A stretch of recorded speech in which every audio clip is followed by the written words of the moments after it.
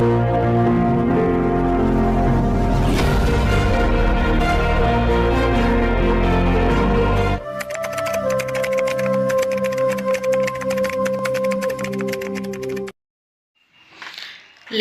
স্বাদের?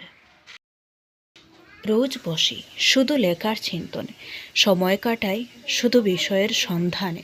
কেউ যদি বলে দিত কি লিখবো আমি, সঠিক কথাগুলো স্পষ্ট প্রকাশ করতাম ঠিকই, লিখতাম শুধু আমি, তার বেশি কিছু না। বিলাতাম অন্যের জ্ঞান, থাকতো তাহার যন্ত্রণা। কবি, লেখক নামে যে শুধু কি মজা, আসলে তাহা যে খুব একটা স্বাদের না। লেখক হতে হলে লেখনির সাথে জড়তে হবে, ধ্বংস হবে শুধু ভাবনা মোদের, কুচিন্তায় তাকলে সবে। ভাবনা শুধু রচনা প্রেমী মোদের হওয়া চাই, নয়তো ধ্বংস মোরা, তাহা কুচিন্তা ছাড়া কিছু নাই।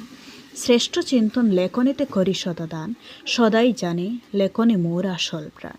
বুঝাই কারে বুঝাই কেমনে এই লেখনের স্বাদ, বুঝাই হবে বুঝতে তাদের, তারা নয় লেখনের ছাদ।